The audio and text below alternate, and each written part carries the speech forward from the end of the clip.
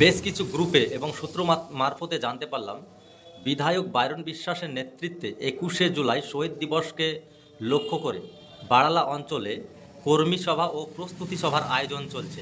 আপনি এলাকার অঞ্চল সভাপতি, এই বিষয়টাই কতটুকু জানেন? আপনি যেমনভাবে গ্রুপে সোশ্যাল মিডিয়ার মাধ্যমে জানতে পারলেন, আমিও সেভাবে জানতে পারলাম। আর যেহেতু আমার বাড়ির সংলগ্ন হচ্ছে, তা আমি দেখলাম যে একটা প্যান্ডেল হচ্ছে, আমিও দেখলাম, ওই পোস্টারটা দেখলাম, তার বেশি আমি জানা নাই। আপনি বাড়ালা অঞ্চলের অঞ্চল সভাপতি, সাংগঠনিক দায়িত্বে রয়েছেন, আপনি জানেন না অথচ কর্মী সভার আয়োজন চলছে, এটা কি করে সম্ভব? সেটা তো আমার মানে নিজস্ব জানা তো নাই, এবং আমি বিষয়টা উপমহলকে জানি, তারাও তাদের আয়ত্তের বাইরে। এখন কিভাবে বিধায়ক সাহেব করছেন উনি ভালো করে জানেন। যদি উনি বিধায়কের সাথে সাথে সংগঠনের দায়িত্ব যদি উনি নিয়ে নিয়েছেন, তাহলে উনি ভালো বলতে পারবেন বিষয়টা। আমার তো রাজনীতি হিসাবে যতটুকু আমি জানি, আমার জানা নাই।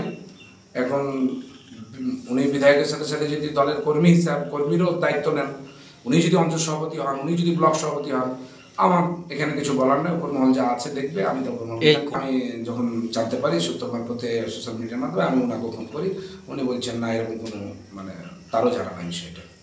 তাহলে ব্লক সভাপতি জানে না, আপনি জানেন না, অথচ আপনাদের অঞ্চলে সাংগঠনিকভাবে কর্মী সভা হচ্ছে, এই বিষয়টা নিয়ে আপনি কি বলতে চাইছেন?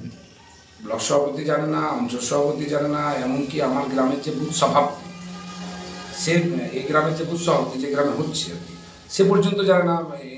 সামনে আছে, তাকে জিজ্ঞেস করতে পারেন আপনি। সহসভাপতি আছে, এই গ্রামের মানুষ আছে। আমি যতটা জানি, দলের রুলস অনুযায়ী একজন বিধায়ক, ব্লক প্রেসিডেন্ট, অঞ্চল সভাপতির বাহিরে কর্মী ও মানে দলীয় যে ব্যাপারটা আছে, সেই প্রোগ্রাম উনি করতে পারেন না। উন্নয়নের প্রোগ্রাম কিছু থাকলে সেটা করতেই পারেন উনি, কিন্তু এই যে কর্মীদেরকে বার্তা দেওয়া, এটাও উনি পারেন না। আপনারা তাহলে এখন কি করতে চাইছেন? না, আমরা তো তৃণমূল করি, তৃণমূলই আছে। উনি তৃণমূল করছেন, আগামীতে কি করবেন উনি ভালো জানেন। ব্যক্তিগত টিম করছেন, উনি ভালো জানবেন। আদৌ কি উনি তৃণমূল করবেন না নির্দল করবেন, উনি ভালো জানেন। ওটা তো আমাদের প্রশ্ন। আমরা তৃণমূল করি, আমাদের জেলা সভাপতি আছে, আমাদের রাজ্যের সভাপতি আছে, আমাদের মাননীয় মুখ্যমন্ত্রী আছে, যে নির্দেশ দেবে। আমাদের বৃহত্তম আগামী 25 তারিখ আমরা দিন ফিক্সড করতে পারিনি, আমরা অনুমান করেছি 24 থেকে 25-এর মধ্যে আমরা 21শে জুলাইকে করে গোটা অল ওভার বাড়ালা অঞ্চল এবং ব্লক নেতৃত্বকে নিয়ে একটা মেগা প্রোগ্রাম করার আমাদের কর্মসূচি আছে। কর্মীদেরকে উৎসাহ এবং ঘরে ঘরে পৌঁছে দেওয়া, 21শে শহীদ দিবস যে কেন, সেটা আমরা আরও বিবৃতিটাকে, এবং তৃণমূলের রেকর্ড তৃণমূল ভাঙবে। আমরা সে সাংগঠনিকভাবে সামনে যে 21শে জুলাই ছিল, তার থেকে বৃহত্তম আমরা বাড়ালা অঞ্চল থেকে মনে করছি যে 25 তারিখের পর অনেক নিয়ে যাওয়ার যে পরিকল্পনা। না, আমি যে লেভেলে আছি, আমার যিনি ব্লক সভাপতি আছেন, আমি নেটওয়ার্কে দলের লোক, আমি ওনার নেটওয়ার্কে আছি, উনি ওনার নেটওয়ার্কে আছে, এবং আমার সঙ্গে আমার জেলা সভাপতির ভালো সুসম্পর্ক। আমাদের বিপদ আপদে খোঁজ খবরও নেয়।